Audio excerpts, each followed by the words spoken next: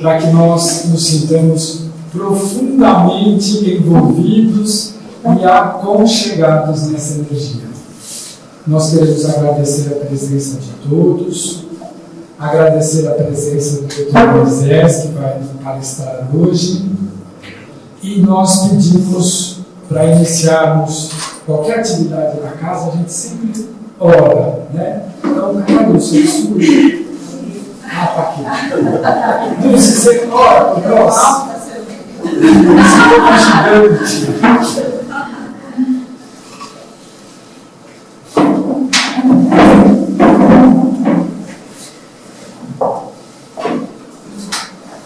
Vamos elevar nosso pensamento a nosso Pai, agradecendo a misericórdia que Ele tem para conosco, de nos proporcionar mais uma vez, em outra encarnação, um encontro com nossos irmãos queridos. Jesus, nosso Mestre, agradecemos por seu Evangelho que nos deixou para que pudéssemos melhorar, para que pudéssemos atingir a felicidade, ainda que nesta terra, porque isso é possível. Agradecemos por tudo, assim seja, graças a Deus. Obrigado, Deus.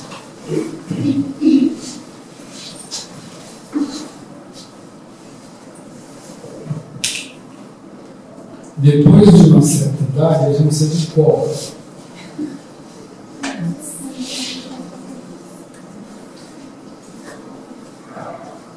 Não quero me esquecer de nada. Então,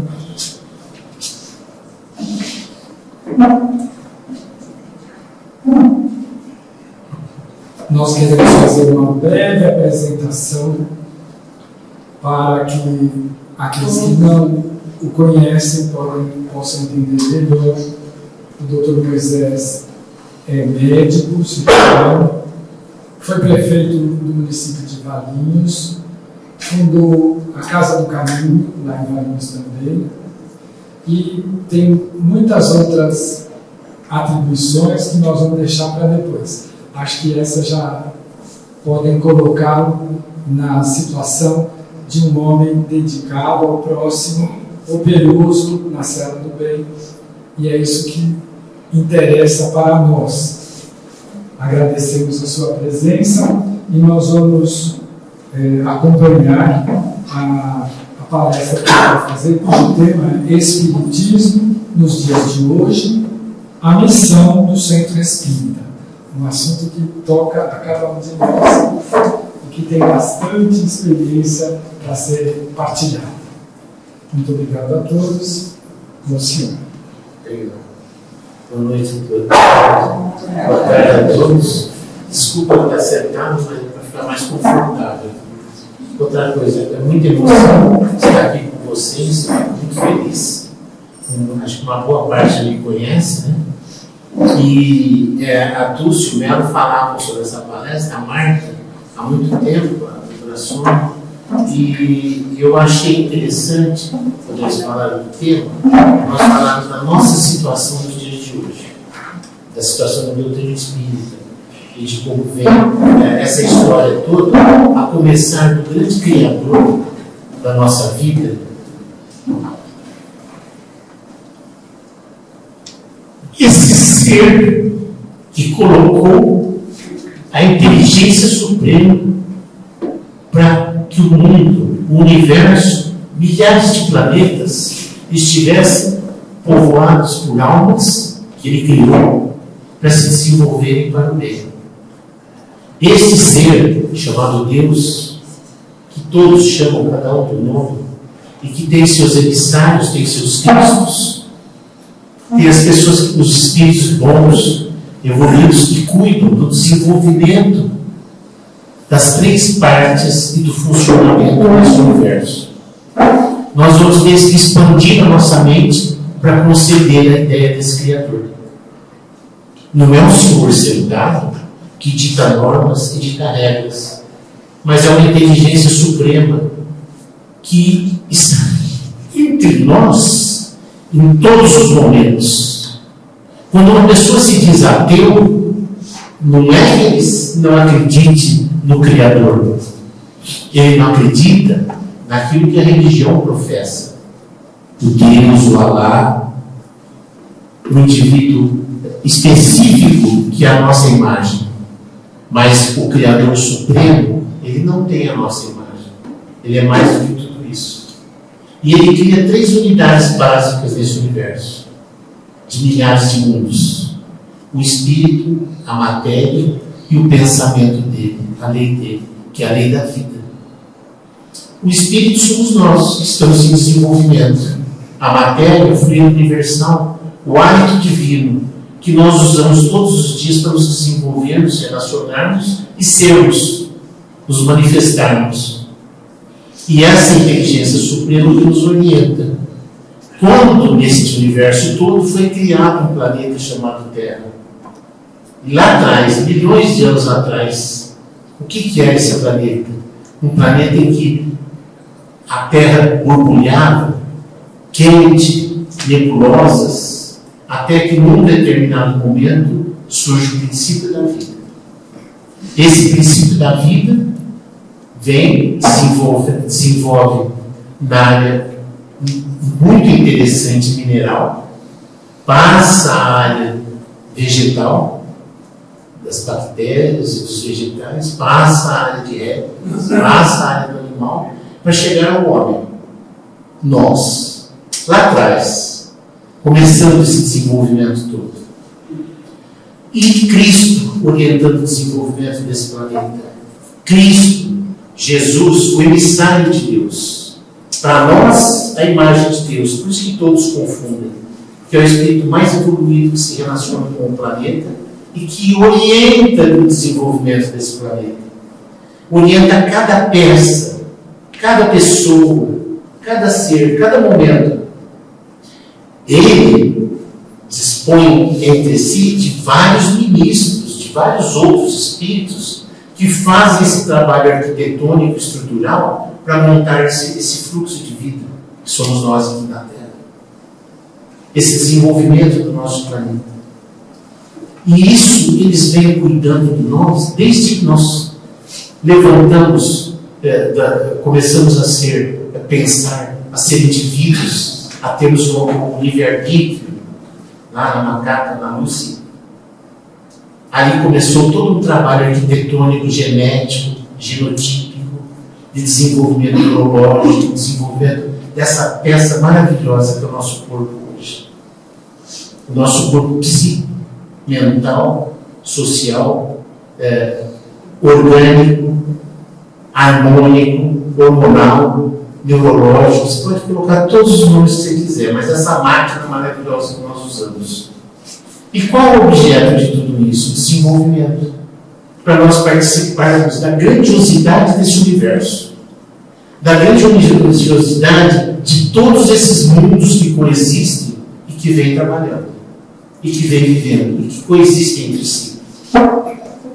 No início, um planeta primitivo, onde era muito rústico e muito difícil o relacionamento, tanto dos seres, como dos animais e das pessoas que existiam aqui.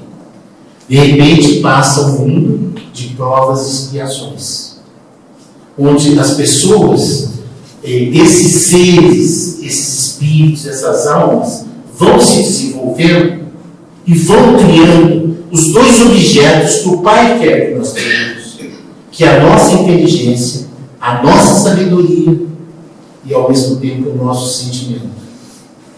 O experimentar do hálito divino, experimentar do amor, do sentimento de amor, do sentimento de coexistência. Nós somos criados e vivemos em grupo, e um tem que se respeitar o outro do ponto de vista de intelectualidade, de sabedoria, mas do ponto de vista de sentimento também. Para caminhar na sabedoria, na inteligência, foi rápido demais. Certo? Ele vai criando os objetos e nós vamos atrás correndo. Quando criaram o dinheiro, por exemplo, qual era o objetivo do dinheiro? Nós corremos atrás dele. Daí para frente o homem deixou de ficar na caverna, matar um bicho e comer do lado. E aí começou a se interessar pelo desenvolvimento. Aí vem a roda, vem a casa, vem o trabalho, vem isso, vem aquilo, e está vindo até hoje. Então tudo isso é objeto de Cristo, de Deus, de nosso Pai, através da mentalidade de Cristo, desses Espíritos que orientam o desenvolvimento do nosso marido, para que nós aprendêssemos, nós por si só, aprendêssemos a nos desenvolver, a nos relacionar, a buscar a inteligência, a buscar a sabedoria, a buscar esse trabalho de amor, de caridade, de entendimento entre as pessoas. E hoje, até hoje, nós resistimos muito, nós temos muita dificuldade, mas o Pai é que nem o amor de mãe. A expressão do amor na terra do Pai, de Deus, é o amor da mãe. Perdoa sempre, ama sempre, ama seu filho. E ele quer sempre o filho para si. Não existe o errado. Não existe o maldoso. Não existe o bandido. Existe aquele que se desviou. Mas ele vai voltar. A parábola do filho pródigo. Ele voltou para mim. Mas eu não entendo. Você deu todas as chances para ele, deu tudo, ele errou, foi lá, perdeu tudo. Mas ele voltou. Hoje é dia de festa na minha casa. Porque ele é meu filho. Ele faz parte dessa criação. E esses conceitos vêm vindo aonde vocês habitarem, aonde vocês escolhem, está desde o preceito da terra, desde o começo da terra. Desde o começo do nosso desenvolvimento, com todas as civilizações que já passaram aqui.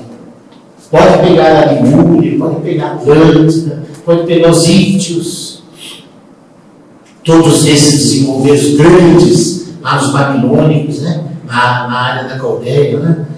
Grandes inteligências, grandes castelos, grandes civilizações.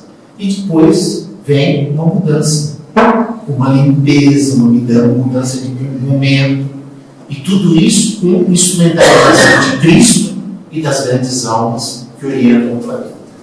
Nunca deixaram ninguém, nem nunca deixaram de deixar notícias do caminho a ser seguido, das realidades a ser seguidas. Quando você vai no Egito, você vê lá a vida depois da morte. Você vê lá a comunicação entre morto e vivo. Você vê lá todo o relacionamento entre o mundo espiritual e o mundo material e o objeto das pessoas. Ué, mas a civilização egípcia, se fala em reencarnação, não, o homem vai voltar. Por que nós não entendemos o que eles falavam e o que está nas paredes pintadas? Vai lá ver. Nós somos os mesmos, estamos desde lá. Esses espíritos primitivos que vieram se desenvolvendo chegaram ao momento em que tiveram influência do mundo espiritual em todos os momentos e a cada canto da terra para vir com a noção dessa espiritualidade maior, dessa inteligência suprema, dessa lei da vida, desse Deus que orienta todos nós. E que ele está sempre esperando o filho para se aconchegar a ele. E isso através de Cristo, que vem lutando por todos nós, vem impondo, mostrando, delimitando caminhos, até que eles entram na civilização atual, mais próxima agora, chegando mais perto da gente, do pessoal ensinado de Capela, que vem para cá as cinco etapas deles. Cada um num canto da terra, para ajudar o desenvolvimento daqueles antropóides que se criaram na África e tem uma injeção externa de sabedoria e de entendimento, de inteligência principalmente. Eles fazem uma coisa que você nunca imagina que faz. Até hoje nós não sabemos. Você vai numa pirâmide, você vai numa civilização antiga, Baalbek, você vai falar, nossa, isso existiu há 5.000 anos atrás. Que tecnologia que eles tinham? Quem que deu inteligência para eles? De onde eles vieram? E estava aqui na Terra, do nosso lado. Só que isso foi sendo destruído pelo próprio homem, pelo próprio ser em desenvolvimento. Quando vem os exilados de Capela, eles se miscuem com a civilização da Terra. Mas mesmo assim, Jesus e os espíritos superiores nunca deixaram de iluminar o caminho e de dar a régua certa. É quando os hebreus são acreditados no sentido do monoteísmo, da crença em Deus único. Não quer dizer que os anteriores não acreditavam no Deus único. Ra era o Deus único dos egípcios, era o Deus Sol. Outras civilizações tiveram também, mas os hebreus é que se fincou a ideia de Deus único. E após essa situação de ter a ideia do monoteísta, desse pai que orienta tudo isso, vem Moisés com a primeira revelação. Quando Moisés veio com a primeira revelação, quem estava lá no Monte Ararat escrevendo em lábios de fogo os 10 mandamentos? Era Cristo. Era Jesus. E os emissários estavam lá, botando as normas técnicas para funcionamento. E os outros códigos que existiam paralelo também apareciam em outros lugares. O código de Hammurabi, o Confúcio, do outro lado, os indianos, do lado dos Vedas. Então, nos 4 cantos da civilização, você tinha notícias indicando o caminho da evolução, o caminho da necessidade, o caminho do aprendizado. Então, vem lá Jesus, vem os 10 mandamentos, que estava com Moisés. Engraçado isso. Né? Passa-se 3, 5 mil anos, os hebreus ficam lá 40 anos no deserto. Para chegar no Egito até Canaã, precisava 40 anos? Não. Mas o que significa os 40 anos de deserto? Que está lá na Bíblia. A maturação, a maturidade, o aprendizado. E eles cultuavam Deus. Onde estava Deus? O que eles faziam? Como é que chama? A tenda, onde ficava o fogo divino, e as 3 partes. Tinha a parte da adoração, parte humana. A parte mais elevada, que era a oração, e a parte onde ficavam as divindades. Mas não tinha lugar fixo. Aonde ficava a religiosidade? Aonde estava a instalação de Deus? Onde era Deus? Onde ele ficava? A ideia sempre foi dizer que eles moravam dentro dos homens. Nós vamos chegar a esse ponto hoje com o genoma. Que a gente vai ver que nós temos hoje o gene da divindade dentro de nós. 2024. Mas lá atrás já se falava nisso, e eles no deserto vão caminhando para amadurecer essa ideia do cristianismo, do Deus único, do monoteísmo. Vão lutando, vão desenvolvendo, se desenvolvem, mas aí é necessário que Cristo venha até a terra. Ele mandou os emissários, ele mandou Sócrates, ele mandou Platão, ele mandou Confúcio, ele mandou os Vedas. E nos 4 cantos você tem a orientação. Os celtas, os druidas, que já falavam em reencarnação e que tinha mediunidade todos os dias. Mediunidade é coisa velha. Vocês lembram lá do templo que o Sócrates entrou? Lá do templo de Apolo? Tinha as pitonias lá, ficavam vendo o quê? Você faz isso, faz aquilo. Então não ia consultar, tinha fila para consultar. Não é coisa de hoje, mediunidade.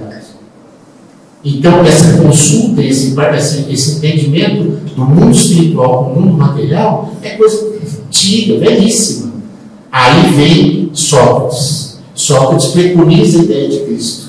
E ele tem a frase clássica que estava na porta do templo de Apolo: conhece-te a ti mesmo. Gozado, você já ouviu falar do doutrina espírita, que veio depois? Ela fala: conhece-te a ti mesmo, de reforma íntima. Está lá atrás, no templo de Apolo. A mesma linguagem. Não é engraçado que as coisas estão aí? Há quanto tempo? 2.500 anos atrás? E tudo foi enunciado para todos nós nesse tempo todo de vivência, de experiência, de fases que nós vivemos. Aí vem em seguida a vinda de Cristo. O que significou para nós a vinda do Cristo na Terra? Cristo significava para nós a vinda de alguém que ia dar o norte de como você tem que viver, como você tem que fazer. O homem novo. O homem novo. Daí o batismo do João Batista. Ele batizava por quê? Porque você limpava do passado e passava a ser uma nova pessoa. É muito difícil todos nós fazermos isso. Eu tenho muita dificuldade com isso. Eu procuro muitas vezes mudar minhas atitudes, mas ainda eu persisto no homem de fé todos os dias. E nós estamos lutando com isso cada vez mais. Mas é necessário ver esse homem novo. E aonde você vai se balizar? Você vai se balizar no Cristo. Ele é o exemplo. Ele é o modelo. E ele vai à cruz. Ele vai à cruz por quê? Passando pelo Calvário, a dor e o sofrimento. Porque não tem mérito na cruz se você não tiver a dor e o sofrimento no caminho. Porque na dor e o sofrimento do caminho, você amadurece. Você consegue ver através do extra material. Nós estamos falando o tempo inteiro, um termo muito simples que nós usamos, que se chama espiritualidade. Visão espiritual da vida terrena. Visão espiritual da vida do homem. Visão espiritual da nossa vida, da nossa existência, da coexistência. Quando você começa a olhar com os olhos dos espíritos, da espiritualidade, você começa a ver muita coisa diferente. Nesse processo todo, o que vocês observam? Foi feito um trabalho, está sendo feito um trabalho e vai ser feito um trabalho do ponto de vista pedagógico. Pedagógico por quê? Eu só entendo o que eu compreendo. E eu só compreendo o que eu entendo. Isso é terrível. Eu falo com você, se eu não entendo o que eu falo. E você fala comigo, eu não entendo o que você fala. Nós temos muita dificuldade em falar um com o outro. Em transmitir um com o outro. O sentimento que está aqui no coração, quando passa pela boca e pela atitude, ele muda. Ele muda, por mais que você ame, por mais que você renuncie. Nós temos muita dificuldade do ponto de vista pedagógico de entender o semelhante. E por que eu falo pedagógico? Porque é um sistema educativo, é um sistema de formação, é um sistema de estruturação, de mudança da mente, do pensamento, do raciocínio, dos atos, de pequenos atos, do dia a dia. Quando você está sozinho no seu canto, das coisas que você imagina e pensa. Então, o que acontece? Quando você vê essa dificuldade do aspecto pedagógico, você vai ver Cristo, que vem trazer notícias novas, e todo mundo fala, mas abre o jogo. Não dá para abrir. Se eu não consigo, ele não consegue conceber direito a ideia de Deus. Está colocando alguém que está te acompanhando o tempo inteiro. É temeroso, vai na guerra, vai me salvar disso. Deus não briga. Deus não quer guerra. Não existe isso na lei da vida. Então, como que eu vou transmitir isso para esse pessoal se a ideia dele é uma ideia totalmente retrógrada? Ele não consegue antever o pensamento do bem. Ele não consegue ter uma coisa tão simples que se chama perdão. Perdão! O que é o perdão? É você absorver a dor do outro. E você entender o problema do outro e não o seu. Tanto que eles falam, o problema teu só existe se você achar que ele existe. Porque se ele não existe, se você não acha que ele existe, você não tem problema. Você passa a ter o problema a partir do seu olhar, e não o olhar do outro. Aí vem toda essa estrutura de tentativa de colocação dos apóstolos através da vivência do Cristo, da experiência dele, como Sócrates. Também da experiência dele, da vivência dele. Não deixou nada escrito. Mas são todos linhagens de espíritos crísticos que vieram à Terra. Ministros de Jesus, pessoas que se dedicaram profundamente, que não tinham medo da morte. Você vai tomar cicuta. Você vai ter que tomar, você foi um bandido. Desde aquela época existe injustiça. A gente reclamando da injustiça. Aí ele fala assim, não, mas eu não tenho medo da morte. Eu vou continuar vivo. Todos tinham medo que ele tomasse assim. Ele tomou assim, correu, com felicidade e com alegria. Nós não entendemos isso até hoje. Nós não conseguimos absorver isso para a nossa vida. A gente entende ele lá longe e tal. Cristo é a mesma coisa. Como que Cristo vai para a cruz, perdoa todo mundo, sabendo que é passar por aquilo, e enfrenta com naturalidade, perdoando a todo mundo, se libertando e mostrando um caminho novo. E a mãe do lado, desde a época de criança até o Calvário e até a morte de Cristo, e depois que morreu. Porque Maria continuou plantando as ideias cristãs, foi lá para Éfeso, recebeu todos os doentes, todo mundo. Quem foi na casa dela viu, sentiu a vibração que tem aquilo, porque ela é a mãe do mundo. Para nós, ela é a mãe de Deus. Ela é a expressão do amor de Deus na terra. Quando você está desesperado, você recorre a quem? Nossa Senhora. Você pode ver quantos recorrem a Nossa Senhora. E ela não falha. Ela não falha. Ela continua ajudando e agradando a todos. Porque são espíritos que vieram para nos dar força, para nos dar um apoio, para nos dar o caminho do bem. Bom, nessa fase tem situações assim memoráveis, né? Na época que foram sacrificar cristãos, chegam lá para Joana de Cruz e falam: mas que Cristo é esse que te ensinou a renunciar no seu filho? Você não renuncia a Cristo nem pelo seu filho. Mas ele ensinou mais que isso. Ele ensinou a te amar. Você que vai matar o meu filho. Você entendeu? É uma coisa que transcende o pensamento humano. Essa ideologia foi colocada desde o começo aqui. Existe isso aí há 2000 anos atrás. E depois vem passando por épocas tenebrosas, por distorção do aspecto religioso. Se matou muito em nome de Cristo. Se matou muito em nome do Maomé. Maomé é outra alma grande que foi mandada para cá para fazer o Corão, para lidar com as raças rústicas, duras, para dar um código civil, código de convivência, código de amor, de relacionamento. E de repente hoje tem gente matando em nome de Maomé, em nome do Corão. E a coisa se faz em todos os sentidos. Quando Lutero se revolta contra o catolicismo, por que ele se revoltou contra o catolicismo? Porque fugiu das raízes do cristianismo primitivo. E veio o pessoal trabalhando. Se você vai lá estudar Santo Agostinho, você vai ver que Santo Agostinho falava do cristianismo limpo, claro, maravilhoso, a base da igreja. Só que de repente a gente vem e começa a distorcer de novo através das religiões. Por isso que ninguém quer acreditar em religião mais.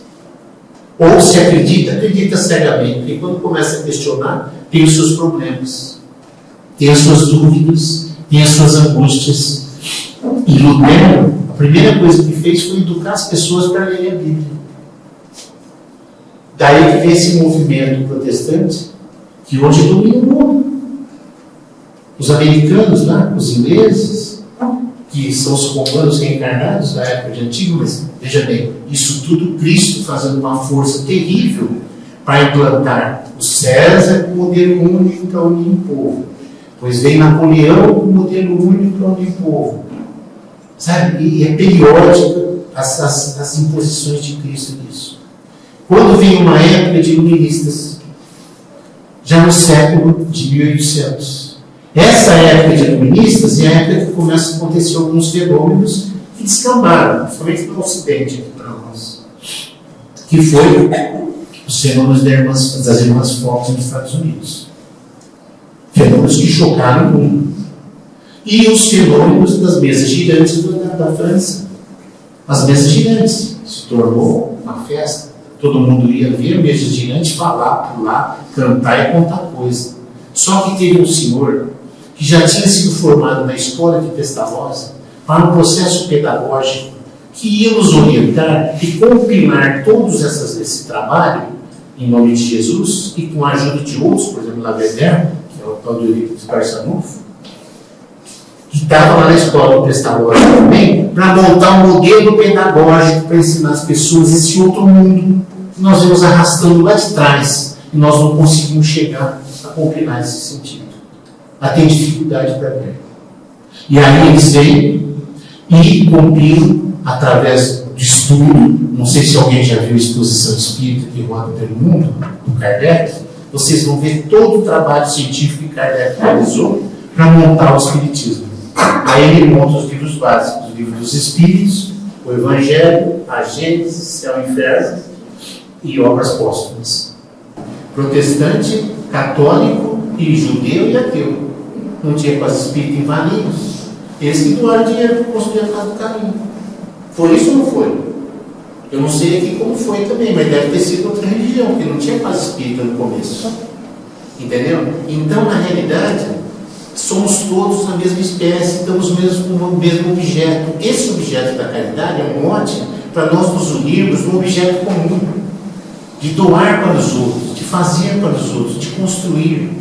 Só que aí surge um problema seríssimo, que é o problema que teve na Revolução Francesa, que é o problema que teve em Jerusalém, que é o problema que teve através da história. Nós. Agora que a gente entra, estraga a história. Começa a briga, começa a discussão, começa o problema, começa a parcimônia, começa o nado. Eu estou desse lado, não sou desse lado. Eu quero ser assim, não quero ser assim. Para! Não tem nada. O Brasil está assim hoje. Não tem nada. Só que veja bem, nós estamos vivendo isso intensamente na nossa vida, na política, na realidade. E tem uma coisa, cadê o seu celular? Tem uma coisa chamada celular. Isso aqui é a maior maravilha que inventaram nesse mundo. Com isso aqui você faz pix.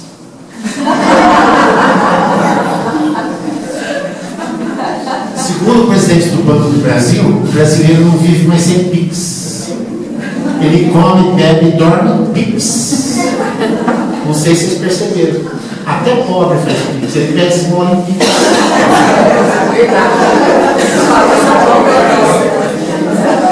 Deus mandou isso aqui.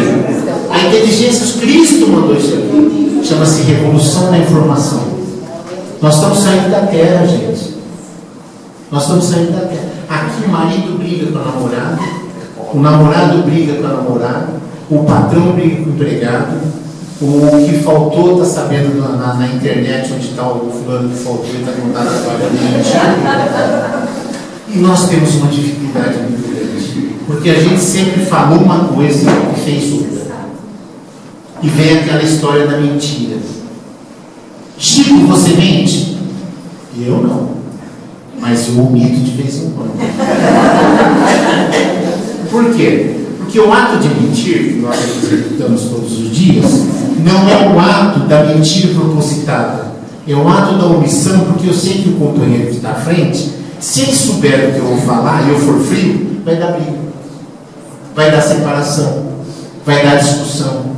Então, durante todos esses séculos, a vozinha, o vozinho, a mulher, o marido, o outro, tal, enganou o outro.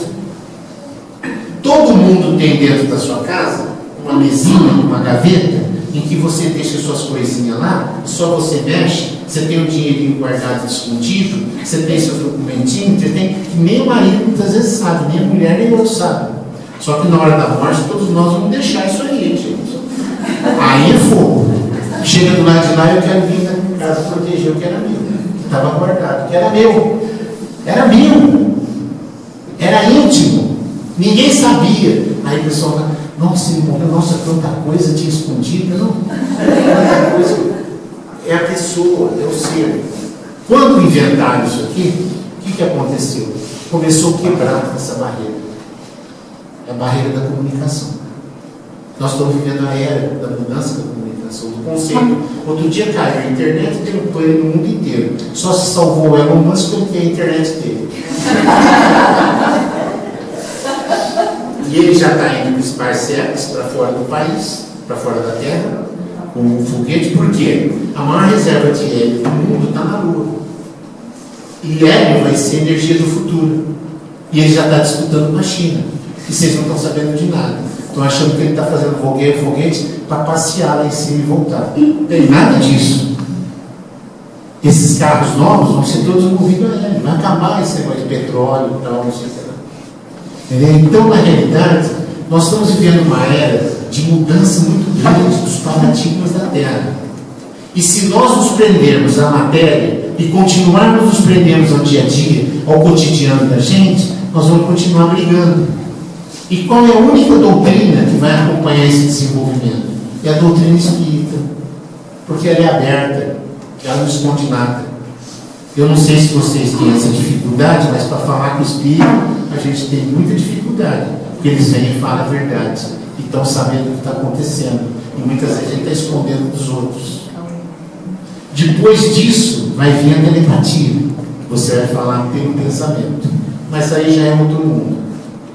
Já é aquele mundo que nós vamos lá procurar, Marte, os outros mundos habitados, que a gente não consegue encontrar as pessoas lá. Mas lá não tem gente. Mas lá não tem que tipo de gente? Encarnado? Lá não precisa mais encarnar. No mundo de regeneração, que vai demorar um tempo para a gente chegar, não precisa mais do corpo.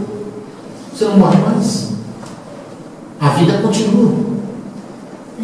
Você percebeu a intensidade dessa estrutura que é o universo onde nós estamos? Pode se apequenar, porque nós somos pequenos mesmos. Entendeu?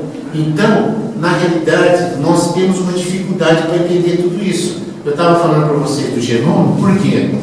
Porque acharam que quando ele descobriu o genoma, ele descobriu a origem das doenças, tirava o gene e sarava a doença. Tira o gene? Não.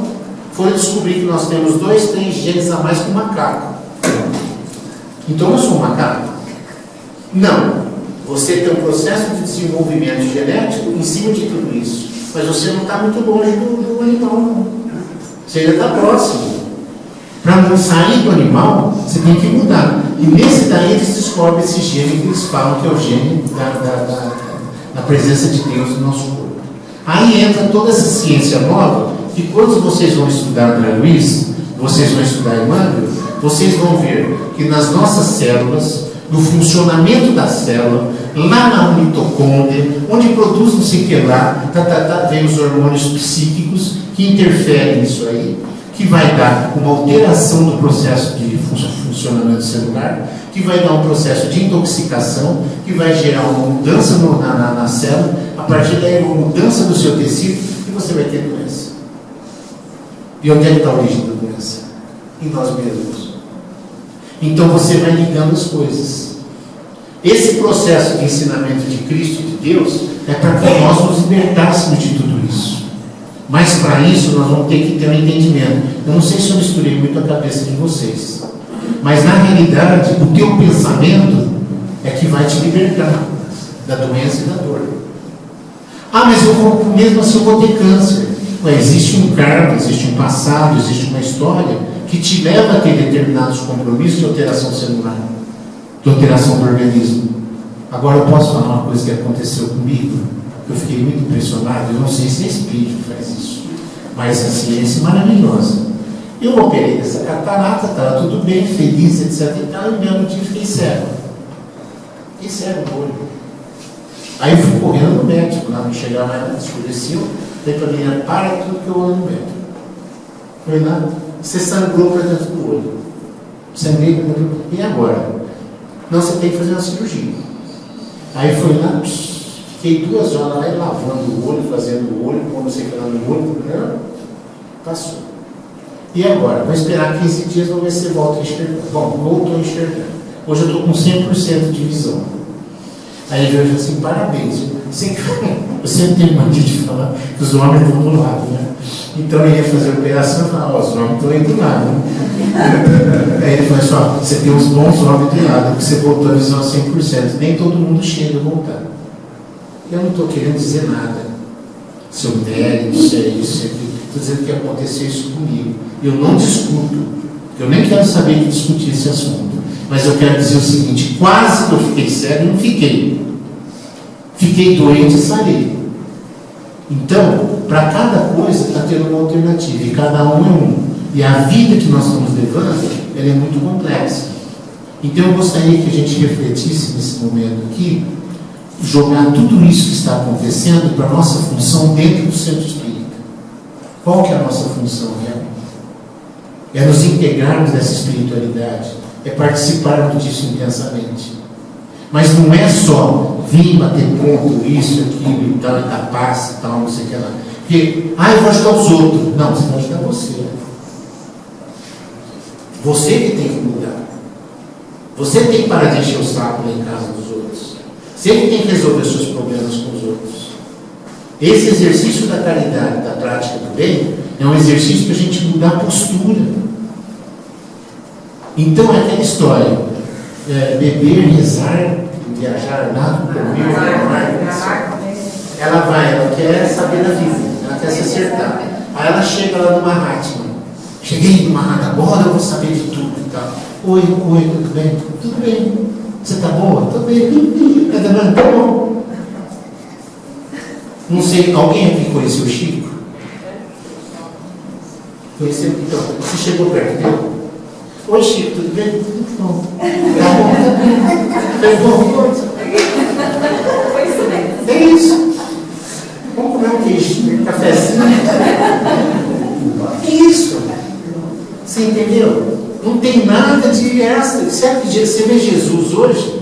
Oi, tudo bem? Tudo bem. Tá bom? Tá bom. Não tem. Ele não vai fazer nada.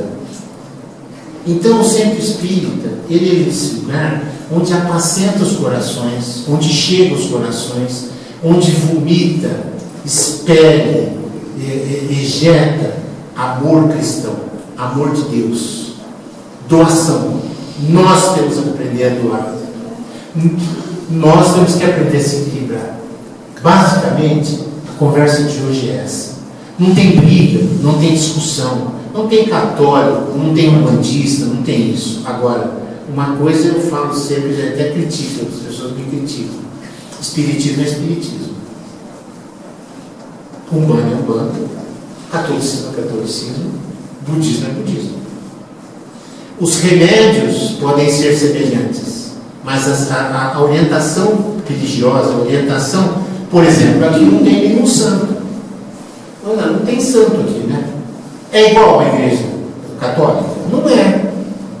Aqui não tem uma ovação pública, não sei o que lá, etc. Então, vocês oram baixinho, quietinho, educado.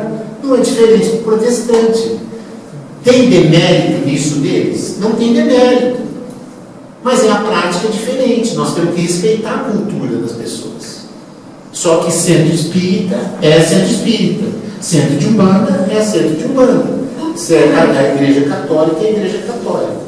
A gente pode ser católico espírita e protestante espírita. Vai lá, você vai assim, mas ela vai no centro durante a semana e na missa do sábado e domingo. Ué, vai, são religiões diferentes. Pode pôr o pé onde você quiser. Todas são de Deus. Só que nós não podemos misturar a história da casa, da estrutura da casa. Porque, veja bem, vocês assistiram esse filme, Os Mensageiros, agora, do Nosso Lar 2? O que acontecia à noite? Tem aqueles pontos de luz que subiam assim, vocês lembram disso? Saía da onde? Das casas espíritas, focos de luz. Por quê? Porque aqui, e não estou fazendo demérito de outras religiões, da igreja também pode sair e tal, existe um foco, existe um trabalho em cima do plano espiritual. Aqui é construído um trabalho de espiritualidade. Você entendeu? Essa sessão de fluidos que vocês fazem, e essa estrutura de trabalho, é um pronto-socorro onde as pessoas são recolhidas. Aqui morreram 62, aqui pertinho. Você acha que ninguém veio aqui receber a ajuda das pessoas? Não veio aqui como, eu sou fulano de tal, do avô tal, não sei o que lá, não falaram nada disso. Mas os espíritos se recolheram, ajudaram, tocaram e foi embora. É automático. Esse é o nosso trabalho. É um trabalho surdo, despersonalizado, de caridade, de amor, de doação, de construção. É esse trabalho importantíssimo que nós temos que ter em cada esquina. Por isso que em cada esquina vocês têm casas religiosas. E nós esperamos que nós, como conceito que nós temos, demos guarida a toda essa gama espiritual para que eles consigam fazer o trabalho que é necessário com um lastro melhor. Não é que nós somos melhores que os outros, hein, gente? Mas é que na doutrina espírita existe um trabalho ligado à mediunidade. Não sei se vocês estão vendo, acompanhando agora as novas traduções das cartas do Paulo. Vocês acompanharam? Paulo fala em reencarnação. A Bíblia fala em reencarnação. São princípios espíritas. Tem religiões que ainda não aceitam, mas já tem freira dando aula em centro espírita. E tem evangélico dando aula de centro espírita, que aceita a reencarnação. Porque está nas cartas de Paulo, que foram modificadas pela igreja. Então calma, nós estamos falando de comunicação. Vai mudar muito isso aqui. Vai mudar muitos conceitos. Então, várias religiões que tinham sectarismo diferente, tinham uma postura diferente, elas vão mudando. Aí você vai universalizar. E qual é o caminho? O caminho é um só. O caminho é com Cristo. Eu gostei muito outro dia de um pastor lá, que fez essa marcha para Cristo, né, em São Paulo, e tinha acho que 2 milhões de pessoas. E ele falava assim, aqui a marcha é para Cristo, viu? Não tem só protestante, tem espírita, tem católico, tem umbandista, tem tudo, que é para Cristo. Então, vocês veem que a linguagem está começando a universalizar? Nós temos que participar disso. Só que nós somos espíritas. E eu gostaria de firmar o pé nisso. Porque o Dr. Mezinho é um santo também. Aí eu é um santo, né? O Santo Agostinho, o Santo Cristo. Então, são conceitos religiosos, não tiram mérito. São Francisco era maravilhoso, não sei se vocês lembram disso. Ele veio na Terra para fazer o bem, o espírito altamente evoluído, certo? Reencarnação de não sei quem lá. Aí o que acontece? Fizeram ele santo, mas ele não era da igreja, né? O Papa que se postou para ele. Foi o contrário. Então, eu não sei se vocês entendem. Nós não estamos discutindo a parte material, o mérito da coisa encarnada. Nós temos que discutir espiritualidade. Espiritualidade. E nós temos que ser espíritas. Espíritas cristãos. Esse é o meu rigor. Eu sou chato nisso. Eu não cultuo imagem. Não cultuo. Eu respeito a missa muito. Fui criado em colégio católico. Fui até coroinha, certo? Eu já era espírito. Padre que se entendia comigo lá, certo? Aí, então eu chegava à noite, toda noite eu sentia a luzinha. O espírito das trevas vem te pegar. E vai pegar você também, padre. Assim não é. Mas a gente se dava bem. E ele sabia que eu era espírito. Estava no colégio marista, certo? Então não tinha ninguém para ir lá fazer a parte de coroinha e eu lá de coroinha. Tudo bem, certo? Não quer dizer que eu acreditava no ato que eles faziam. Mas eu respeito, eu tenho que respeitar. A hóstia, o sangue de Cristo, era um símbolo. Que na realidade, na época dos hebreus lá, eles faziam também rituais. Na época do Moisés. É que nós evoluímos, mudamos. Hoje não precisa do ritual para isso. E nós temos que respeitar quem gosta do ritual. Eu acho que isso faz parte da nossa convivência. Nós temos que ser felizes. É essa a realidade. Acho que está bom. Se vocês tiverem alguma pergunta, alguma coisa, algum questionamento, isso foi muito importante.